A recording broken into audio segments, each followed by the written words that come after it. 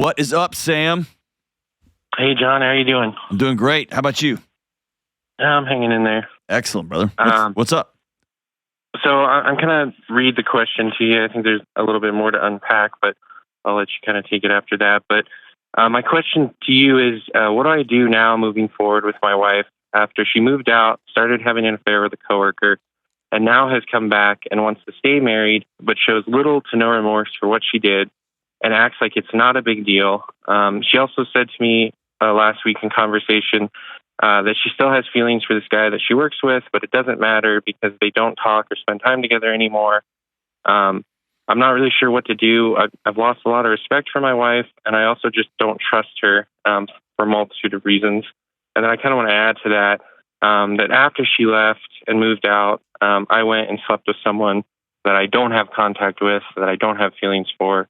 Sure, because why not, right? Because why? Right, Because exactly. why not? You showed her, huh? Yeah. You showed her. Yeah, so this isn't, I just turned 30 this year, and this is like not really what I'd envisioned for my life. And I hear you say all the time, I'll sit with you and help you figure out the next right move. And it's like, I just really don't know what to do, John. Yeah. Can I be super honest with you, Sam? Yeah. I think you do know you don't want to. I think you're probably right. I think you 100% know. So let me ask you, what is, what's terrifying over that next hill? Because you know the hill you got to cross. And we have a baby that's about to be 2 next week, or actually on Sunday. And then I have a stepdaughter that I've raised, her daughter since she was a year old, that calls me dad. And so I desperately want to, be with my girls and, wake up in the morning and get them dressed for school like this morning. And I want that. And I really just want to have a quote unquote normal life. And you but don't. I also feel and you don't. I don't. You don't. Right. So you can uncouple those things. There will be moments and mornings and time when you can wake up. I woke my daughter up this morning. It's one of my top 5 favorite things on the planet to do, is wake up my daughter. My son, it's hilarious and it's funny. He's humongous and he's in high school, but my daughter's still really little. It's one of my favorite things in the world to do. So I'm totally with you. Because she's hilarious and she's a little bit mean and a little bit sassy, and the whole experience is hilarious. I love it. I love it. So those moments will still happen.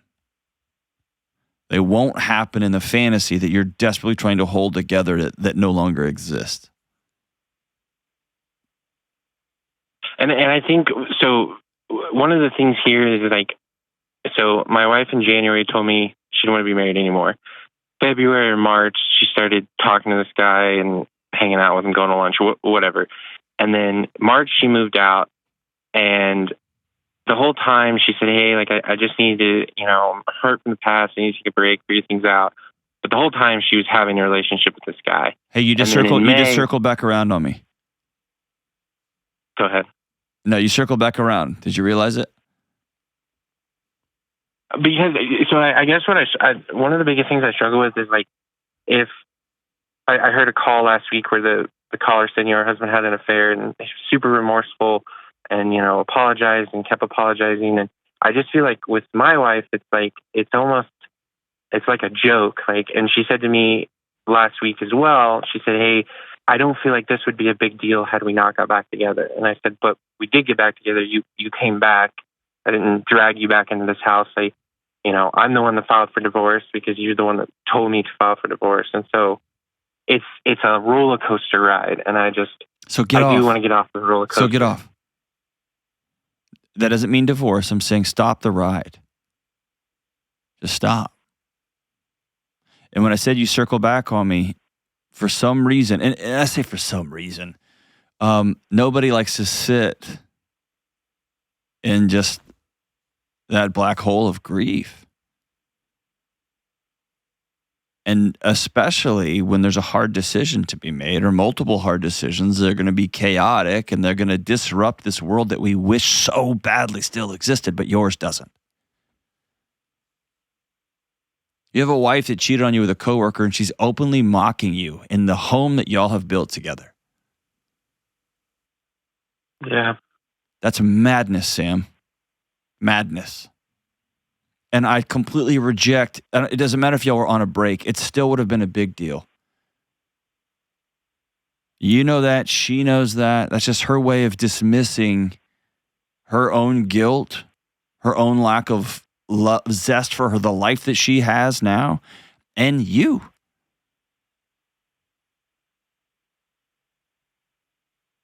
But looping back and telling the story again from another angle and from another angle and thinking about it from another angle and listening to another podcast and reading another book about it, all that serves as a Xanax.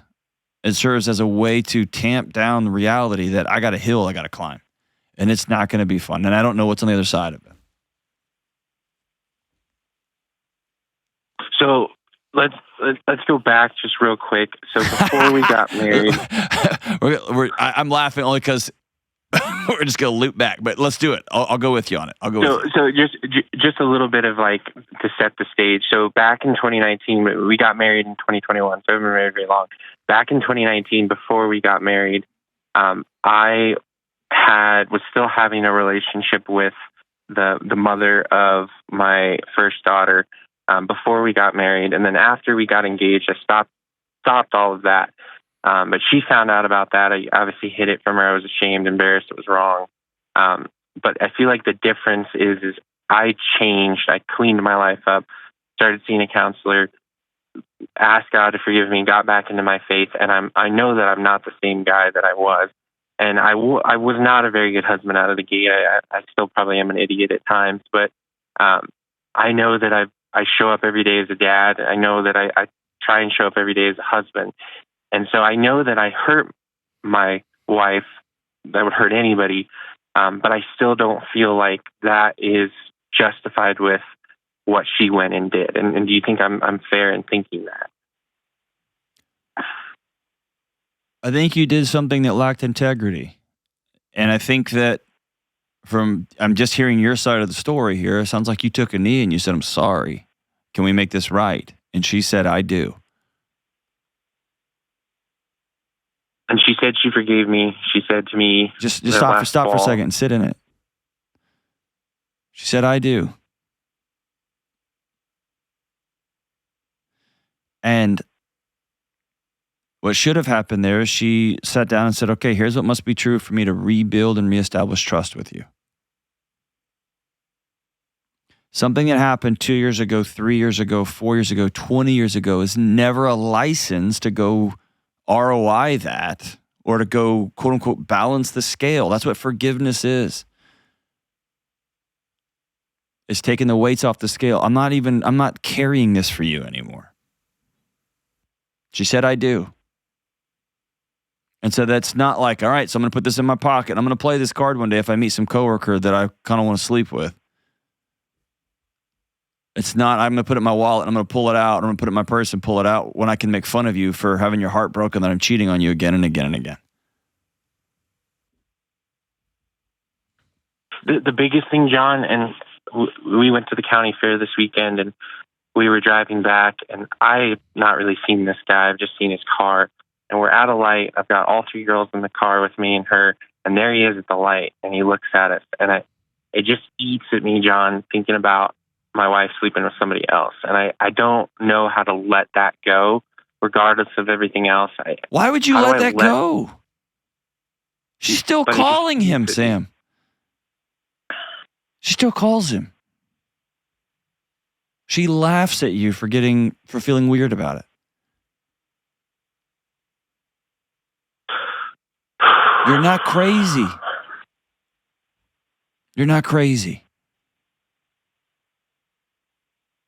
And she won't change. Or let me say it this way. You can't make her change. She can't be in an active affair with somebody. You see that person and you look in the mirror and wonder what's wrong with you for getting upset about it.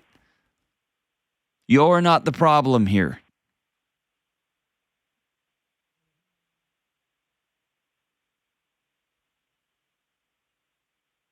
All the lamps in your living room are gas lights, brother. Yeah.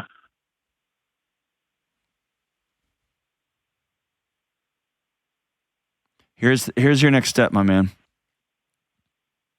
I want you to spend some time, stop talking, stop listening, stop reading. I want you to spend some time with you. Go to a coffee shop this evening. Or if you're working from home, take a couple hours off or take a longer lunch, whatever you got to do. And I want you to write this stuff down, what must be true. For me to stay in this marriage with someone who is openly just rubbing my nose. That's what she's doing to you with her affair right now. I want you to write down what must be true. For me to stay in this marriage, this must be true. This is how I will reestablish trust with you. This is how we will reestablish trust together. That's the path back to trust that you've talked about before. Right.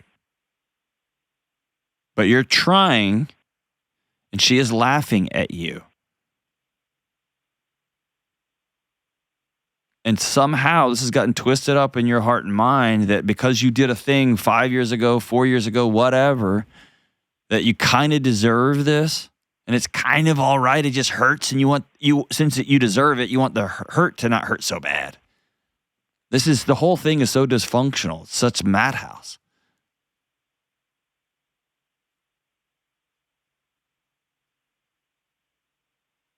But I want you to write down what must be true. And here's what's going to suck for you.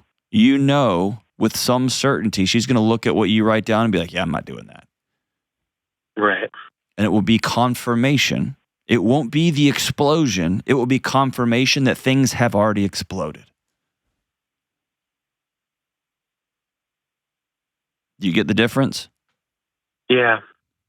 One thing she said to me over and over again that's confused and frustrated me is she said, well, I feel like it's two separate things, like me being hurt from the past and, our relationship breaking down and me having a relationship with this guy is two separate things. And I said, I don't see that being two separate things. Like it's Sam, being. You can't figure, you can't, I don't mean to interrupt you, but I'm just trying to stop the loop. Right. You have some. I don't want this for my life. I don't. Absolutely you didn't. I wouldn't want this on anybody. But you have. I said to my therapist last week, I said, honestly, I really want to talk to Dr. Delony. I don't know what to do. I tell my therapist this every week. And, it's like now I'm talking to you and it's like, like what you said, I think I do know what I need to do, but I don't want to do it. And listen, I can't make you do it, and I'm not even going to tell you what it is. I just know that you have this path in front of you, and for some reason, you won't walk it. You just keep looping back around to the parking lot. You've done it like 4 or 5 times on this call. The fact that you have a therapist that you see every week, and you tell him, hey, I'm going to call this goofball on YouTube and ask him. You know what I mean? Like, and I don't know what it is in your world or in your life that makes you so terrified of walking this path. Or what? I think it's the idea of the life that I thought I'd have. It's over. And the life that I wanted, and it's gone. It's gone. Not there anymore. It's right. And so it's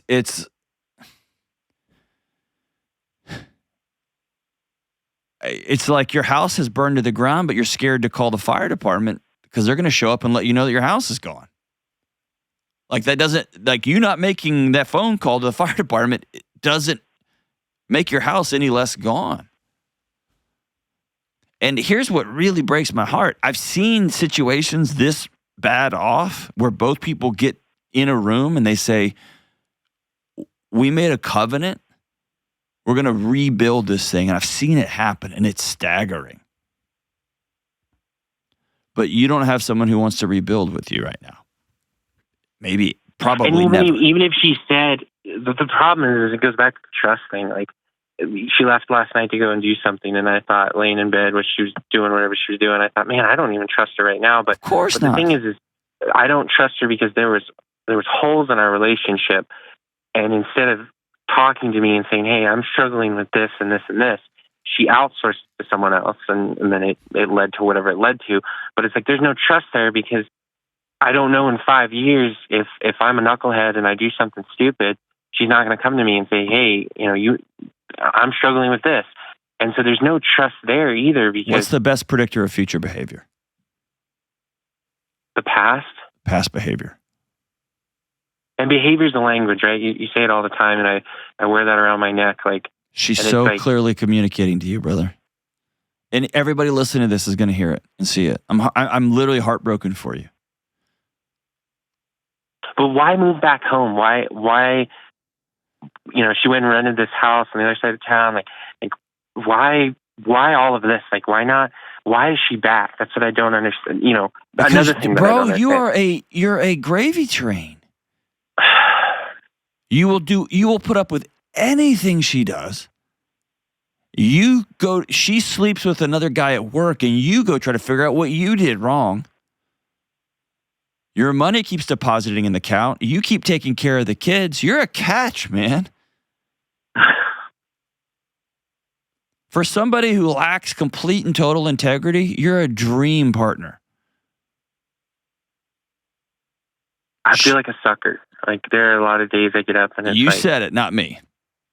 No, I thought it even this morning, getting up, getting the baby ready, and it's like, you get the baby. You do it all. You do it all. You get the baby ready. You go to work. You put the money in the account. You pay the rent. You make sure the bills are paid.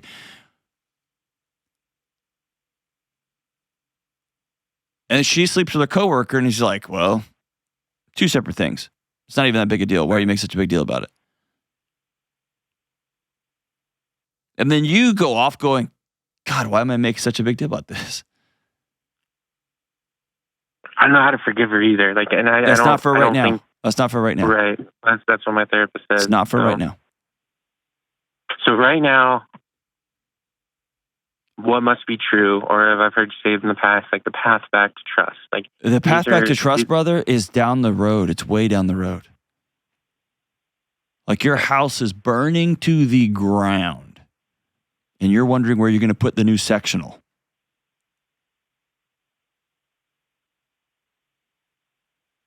We can get to the path back to trust and all that kind of kumbaya, counselor language. You need to decide, as for me and my house, what must be true. And if you're going to keep contacting and sleeping with and hooking up with a coworker, or trying to, and he won't even return your calls anymore, you cannot be in this home. I'm worth more than that, and our kids cannot see that this is what love looks like played out in real life, period. And I'm allowed to get my feelings hurt if you cheat on me. I'm allowed to be enraged and angry and frustrated and disappointed and heartbroken, and I'm not wrong for having those feelings.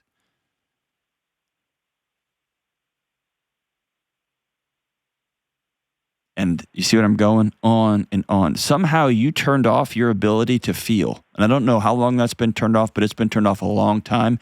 And somebody redirected that ray gun right into the middle of your chest, so that every feeling you have comes back to something you screwed up and you did wrong. Never in a million years that I think this person that loved me and cared about me, was so loyal to me, would change. But that person's not there anymore. Okay, own, choose reality. Choose it. Right. Choose it. And the best you can do is go make the next right move. I want you to write down, spend a couple of hours. And often, you hear me say this all the time, there's something about casting these stories in a narrative. And stories cast in a narrative in the form of a letter, they tend to get our brains just flowing and flowing and flowing. So maybe it comes out as, Dear Wife. This is never a letter that you're going to send, but it will clarify things. I did this to you 4 years ago, 5 years ago, 6 years ago, and we asked for forgiveness. Here's who I've become since then. And then here's what I've experienced with you. if we are to rebuild something new, what we had is effectively over. And I liked our old life, but it's gone. If we are to regain and rebuild, not regain, but rebuild, here's what this looks like. Here's what must be true. And I don't want you to do this at arm's length and keep circling around the parking lot. I want you to head off into the woods on that path that you know you got to go down. And I want you to feel this as you write it. You may have to make give me an example, like what must be true, like in John's world. What's one thing that must be true? As for me and my wife, we do not have sex with other people that we're not married to. Okay. As for me and my wife, we don't actively talk on the phone, go visit, hang out with, go to hotels with old boyfriends and girlfriends. As for me and my wife, if one of us has feelings about something, the other person doesn't make fun of them, call them dumb, say those aren't real. Blame them. When she says, though, I have feelings for this guy still, but it doesn't matter because we don't talk or see each other anymore. We see each other at work, and that's it. I don't know what to say to that. It's like, I don't have feelings for anyone else. I'm not talking to anyone else. You can look at my phone. You can check anything you want. Like, I don't have any of that. Here's what a path back. So let me put myself in in your situation. Let's say I'm you and this is my wife. Okay. Step number 1, quit your job or don't be married to me. Period. Here's life. We have feelings for each other. That's why most outside of dating apps or right on top of dating apps statistically, marriages are found between people at work. It's also the number one place where affairs happen. Because people have a common purpose and they laugh and they tell jokes. They spend hours and hours and hours and hours together. Feelings happen. And then it's your responsibility to take yourself out of a situation where those feelings can get gas dumped on them 24/7, 365.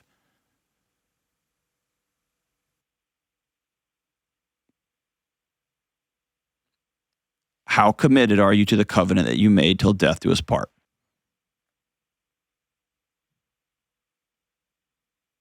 And if it's turned back on me, that's what you call gaslighting.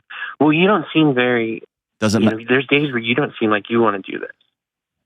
But that's a fishing expedition to see if you will go ahead and cash out. Because she doesn't have the courage to actually leave. You know why? Because you're a gravy train. Right. That'll be my next tattoo, gravy train. Don't get that tattoo. That would be awesome, but don't do it. Don't do it. Don't do it. Maybe make yourself a list. I am heartbroken about. Like, I'm heartbroken about what? I am angry about what? I'm so confused about, like, or sit with your counselor and say, I've lost an ability to feel. You have turned off the spigot so hard, man.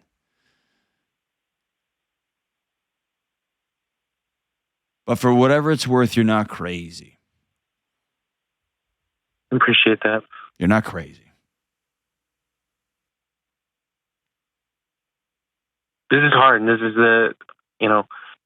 especially kicking off the year in January. This is the heaviest, worst thing I've ever lived through in my life. Like, it is. I know I haven't lost a child or a family member, but this is hard. Like, this is hard. Losing your whole life and everything I thought. I got a tattoo on my wrist after she left and said, "This too shall pass." And I look at it every day, but it's like, man, like I don't know what I want to pass here. Like I know this will pass. These feelings won't last forever. The thoughts of her having sex with somebody else is not going to be in my mind forever. But well, if she keeps doing it, it will. There has to be a period on the behavior. It has to stop. We haven't even made it 3 years. October will be 3 years. I know. You have this wild inability to hold reality. And that's your assignment, man. What is true? What is true? What is true? Call me anytime, Sam. This path is hard, and it's just going to get harder and more complex as you make decisions on what you're going to do. And I'm not going to tell you what to do or how to do it or final choices. But I think when you called in, you knew what comes next here. And you know there's a hill you got to climb, and it's in a dark forest, and you got to go anyway. Find somebody to go with you. Stop circling the parking lot. Get your flashlight, and let's get going. Call anytime, brother.